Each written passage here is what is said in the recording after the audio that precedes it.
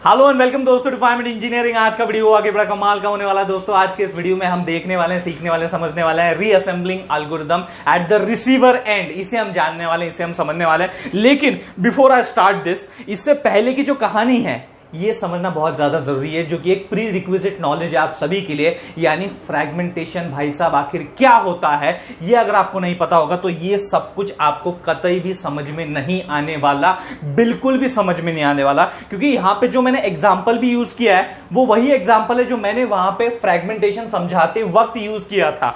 यहां पे वो सारी टर्मिनोलॉजीज यहां पे यूज होने वाली हैं टू एक्सप्लेन द रीअसेंबलिंग, जो कि फ्रैगमेंटेशन के उस वीडियो में मैंने समझाई थी। फ्रैगमेंटेशन क्या होता है अगर आपको पता नहीं होगा तो टेंशन मत लो, फ्रैगमेंटेशन के ऊपर मैंने पहले ही एक वीडियो बना रखा है। बड़े बारीकी से हर डिटेल को मैंने एग्जांपल के साथ आसान लफ्जों में डिलीवर करने की कोशिश मैंने की है। आपका कम से कम उसमें समय लिया है। पार्ट 1 पार्ट 2 दो पार्ट्स में वो वीडियो है, देख लीजिएगा जरूर। उन दोनों पार्ट्स की मैं लगता है तो भैया जो लिंक है वो डिस्क्रिप्शन में दे देता हूं, ताकि आपको ज्यादा मेहनत ना करनी पड़े सर्च करने के लिए। तो डिस्क्रिप्शन में जाइए, दोनों पार्ट्स की लिंक आपको मिल जाएगी, दोनों वीडियो देख लीजिएगा, जिससे कि आपको फ्रैगमेंटेशन की एक बहुत ही सॉलिड फाउंडेशन आपका तैयार हो जाएगा। और उसके बेसिस पे, फ्रैगमेंटेशन के प्री रिक्विजिट नॉलेज बेसिस पे जब आप यहां पे पहुंचोगे तो ये रीअसेंबलिंग आपके लिए समझना बड़ा बच्चों का खेल हो जाएगा। काफी आसान हो जाएगा आपके लिए समझना और मेरे लिए आप तक वो समझाना और वो पहुंचाना, समझाना। ठीक है, तो भाई अभी यहां पे मैं ये अज्यूम करके चल रहा हूं कि आपको फ्रैगमेंटेशन पता है, उससे रिलेटेड हर एक डिटेल, हर एक टेक्निकल टर्म, इवेंट, सब कुछ आपको पता है। उस वीडियो से आपने सब कुछ सीख लिया है, समझ लिया है। अब हम लोग शुरू करते हैं रीअसेंबलिंग। तो हमारा फ्रैगमेंटेशन हो गया है, डेटाग्राम था,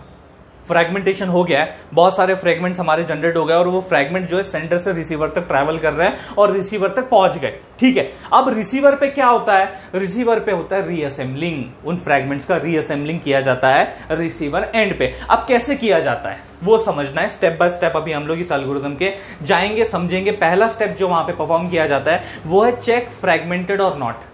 ये सबसे बुनियादी सवाल। हाँ तो दोस्तों ये जो सवाल है ये बड़ा इंपॉर्टेंट, बुनियादी और बेसिक सवाल है, जो सबसे पहले इनिशियली पूछा जाना चाहिए और उसका जवाब भी मिलना चाहिए। तो ये सवाल क्या है कि आखिरकार जो आपका डेटाग्राम जो सेंटर की साइड से निकला था, क्या उसको फ्रैगमेंट्स में डिवाइड किया गया है? क्या उसके ऊपर फ्रैगमेंटेशन परफॉर्म किया गया है? बराबर है, क्योंकि जरूरी नहीं कि हर बार जो आपका डेटाग्राम सेंटर की साइड से निकलेगा उसको जो आपका राउटर है वो फ्रैगमेंट करेगा, उसके ऊपर फ्रैगमेंटेशन परफॉर्म करेगा। ऐसा भी हो सकता है कि डेटाग्राम आपका जैसे सेंटर की साइड से निकला था उसी तरीके से without fragmentation intact receiver side पे पहुंच जाए, ये भी पॉसिबिलिटी है। तो वो कैसे पता लगाया जाए? रिसीवर को वो कैसे पता लगेगा?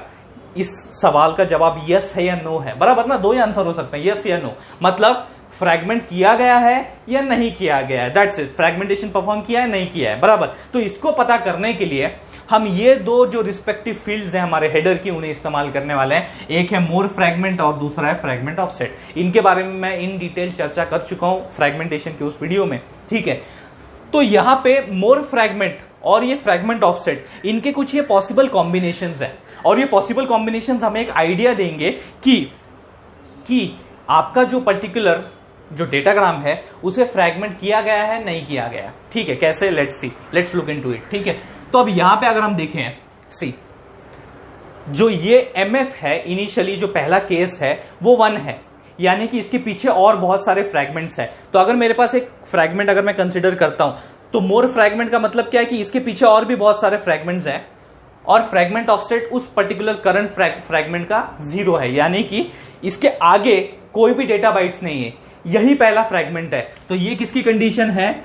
ये फर्स्ट फ्रैगमेंट की कंडीशन है। I hope you are getting the point. ये फर्स्ट फ्रैगमेंट की कंडीशन है कि जैसे कि ये हमारा ये फर्स्ट फ्रैगमेंट है, बराबर। इसका फ्रैगमेंट ऑफसेट 0 है, बिकॉज फ्रैगमेंट ऑफसेट मतलब क्या? The number of data bytes that are ahead of the current fragment. तो इसके आगे तो कोई डेटा बाइट ही नहीं है, क्योंकि यही सबसे आगे खड़ा है, इसके आगे कुछ भी नहीं है। ओके, तो इसीलिए उसका फ्रैगमेंट ऑफसेट 0 है। तो ये कंडीशन है फर्स्ट फ्रैगमेंट की। ठीक है, अब आते हैं सेकंड केस पे। सेकंड केस क्या कहता है कि यहां पे मोर फ्रैगमेंट है लेकिन फ्रैगमेंट ऑफसेट नॉट 0, मतलब 0 नहीं है। It can be some non 0 number, 0 नहीं है लेकिन। ठीक है, तो मोर फ्रैगमेंट 1 है, मतलब क्या कि उसके पीछे बहुत सारे फ्रैगमेंट्स हैं, मतलब आने वाले हैं। और नॉन जीरो मतलब क्या कि वो फर्स्ट फ्रैगमेंट तो नहीं है। तो क्या होगा? तो वो इंटरमीडिएट फ्रैगमेंट होगा। क्या होगा?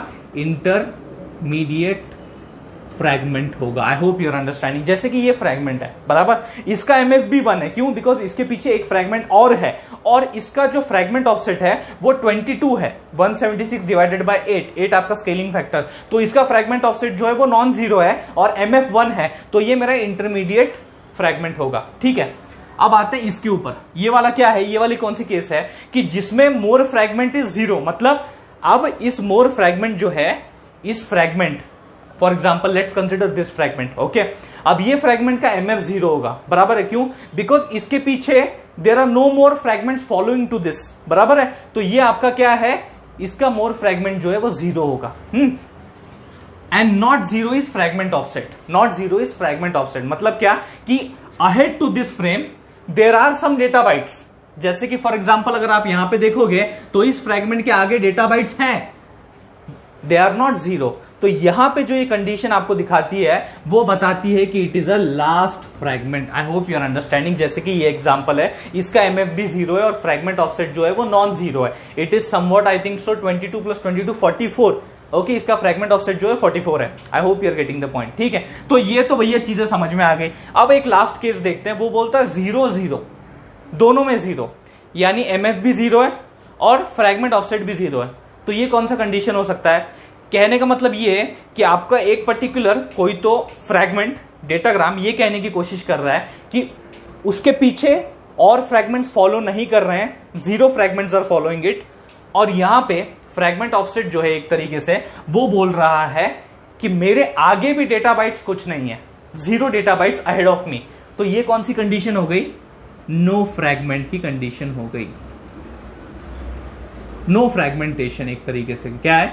नो फ्रैगमेंटेशन, कि जैसा डेटाग्राम निकला था वैसा का वैसा सेंटर से निकलते हुए रिसीवर तक इंटैक्ट वो पहुंचा है विदाउट एनी फ्रैगमेंटेशन, बिकॉज ना उसके पीछे कोई मोर फ्रैगमेंट्स है और ना ही उसके आगे कोई फॉलोइंग डेटा बाइट है, उसके आगे कोई डेटा बाइट है। I hope you are understanding. तो ये वाली जो कंडीशन है, ये वाली कंडीशन, ये नॉट फ्रैगमेंटेशन की कंडीशन है, और ये वाली जो 3 केसेस हैं, 3 कंडीशंस है, ये फ्रैगमेंटेशन की कंडीशंस है। I hope you are understanding, बराबर है कि नहीं? तो ये पता तो लगना चाहिए ना, करेक्ट और नॉट, कि अभी जो ये फ्रैगमेंट मुझे दिखाई दे रहा है कि इज इट फ्रैगमेंटेड और नॉट फ्रैगमेंटेड, ये समझना बहुत ज्यादा जरूरी है। तो इस केस में तो भैया सब कुछ बड़ा आसान हो जाता है, रीअसेंबली की कोई जरूरत नहीं, डेटाग्राम वैसा का वैसा पहुंच गया, so it's a good news. लेकिन अगर इनमें से कोई कंडीशन है तो फिर भैया आगे बात करनी पड़ेगी, अगले स्टेप्स में हमें जाना पड़ेगा, समझना पड़ेगा। ठीक है।